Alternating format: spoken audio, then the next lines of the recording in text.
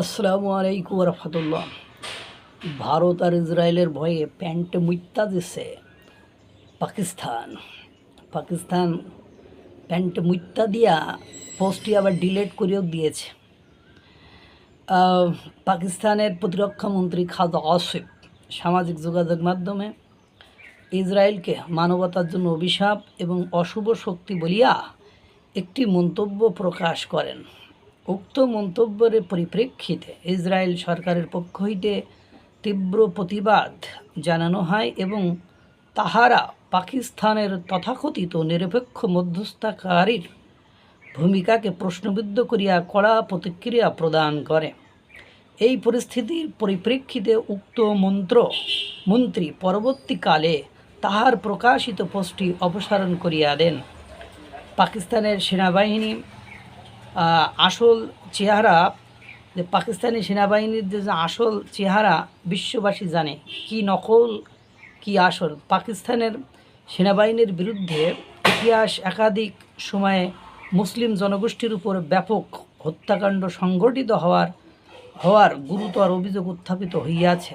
ইহার মূলত রাজনৈতিক, জাতিগত, আঞ্চলিক সংঘাতের প্রেক্ষাপটে সংঘটিত হয়। বিশেষত বাংলাদেশের মুক্তিযুদ্ধের সময় 1971 খ্রিস্টাব্দে পূর্ব পাকিস্তানে পরিচালিত সামরিক অভিযানে আনুমানিক 30 লক্ষ মানুষের প্রাণনাশ ঘটিয়াছে বলিয়া বিভিন্ন গবেষণায় উল্লেখ পাওয়া যায়, যাদের অধিকাংশই ছিল মুসলিম বাঙালি। উক্ত সময়ে প্রায় 2 লক্ষাধিক নারী ধর্ষণের শিকার হয় এবং অসংখ্য বুদ্ধিজীবী, ছাত্র, নিরীহ গ্রামবাসীকে পরিকল্পিতভাবে হত্যা করা হয়।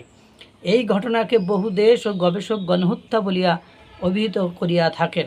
পরবর্তীকালে বালুচিস্তান সংঘাতের সময়, বিশেষত 2000 খ্রিস্টাব্দের পর হইতে বর্তমান কাল পর্যন্ত বালুচিস্তান অঞ্চলে সামরিক অভিযান পরিচালিত হইয়া আসিতেছে, যেখানে মানবাধিকার সংস্থাসমূহের তথ্য অনুসারে কয়েক হাজার, আনুমানিক 5000 থেকে 10,000 তদূর্ধ্ব ব্যক্তি নিহত বা নিখোঁজ হইয়াছে বলিয়া অভিযোগ রহিয়াছে। ইহাদের বৃহৎ অংশই মুসলিম বালুচ জনগোষ্ঠীর অন্তর্ভুক্ত। 2007 খ্রিস্টাব্দে ইসলামাবাদে সংগঠিত লাল মসজিদ অভিযানে সরকারি হিসাবে প্রায় 100 হইতে 110 জন নিহত হয়, যদিও বিভিন্ন স্বাধীন সূত্রে ইহার সংখ্যা 200 বা তদূর্ধ্ব বলিয়া দাবি করা হয়। নিহতদের মধ্যে বহু ধর্মীয়, ছাত্র এবং সাধারণ নাগরিক অন্তর্ভুক্ত ছিল। 2009 খ্রিস্টাব্দে সোয়াত উপত্যকা অভিযান চলাকালে তালিবান বিরোধী অভিযানে কয়েক হাজার মানুষ প্রাণ হারায় বলিয়া বিভিন্ন প্রতিবেদনে উল্লেখ পাওয়া যায় এবং প্রায় 20 লক্ষ মানুষ গৃহহীন বা বাস্তুচ্যুত হইয়া পড়েন। উক্ত ঘটনায় বেসামরিক হতাহতের সংখ্যাও উল্লেখযোগ্য ছিল।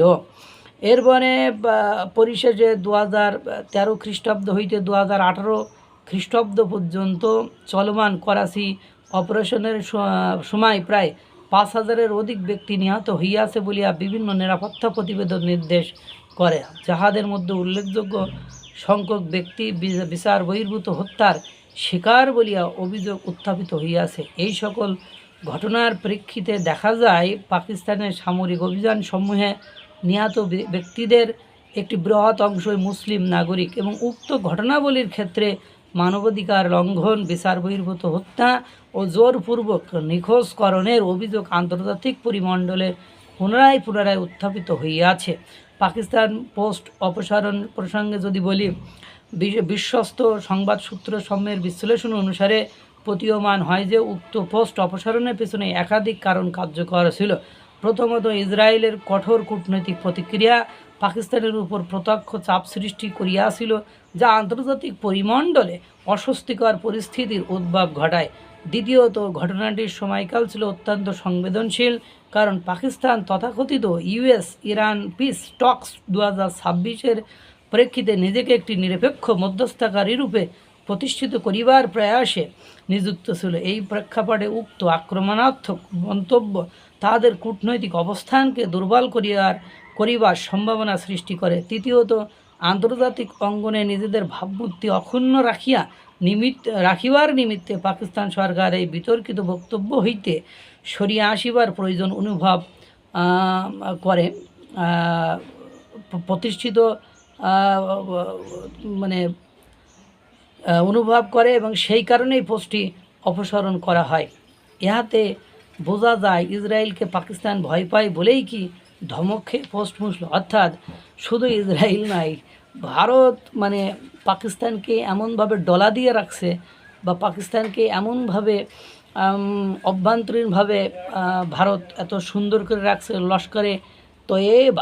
লস্করে তৈবার মানে বিভিন্ন নেতাকে, কমান্ডারকে একের পর এক আননোন গানমান যেভাবে বড়ায় বালুচিস্তান, ইদানিং তাদের নৌজাহান, তাদের নাবিকদের নৌবাহিনীর কে আক্রমণ করা, তারা বালুচিস্তানে কোনো কিছু করতে গেলে তাদেরকে বড়াই ফেলা, এদিকে টিটিপি, এদিকে আজাদ কাশ্মীর সহ অভ্যন্তরীণ বিভিন্ন ঝামেলায় এমনভাবে রয়েছে যে বলার অপেক্ষা রাখে না। সারা জীবন যারা মুসলমানদেরকে হত্যা করে আসছে, তারা গেছে ইসরায়েল আর ইরান আর আমেরিকার মধ্যে পিস টক করতে। পিস টক, ওদের দ্বারা পিস টক সম্ভব নয়। আল্লাহ তাআলা সকলকে ভালো রাখুক, সুস্থ রাখুক। আসসালামু আলাইকুম রহমতুল্লাহ।